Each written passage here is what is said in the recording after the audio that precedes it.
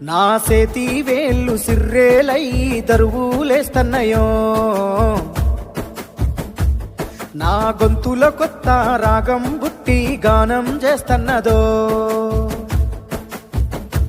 నా సేతి వేళ్ళు సిర్రేలై దరువులేస్తన్నయో, నా గొంతుల కొత్త రాగం బుట్టి గానం చేస్తన్నదో. నాయనా నాకు డప్పును చేసియమే, లక్ష డప్పులల్లో నేను దరువునవుతా. నాయనా నాకు పాటను నేర్పియమే,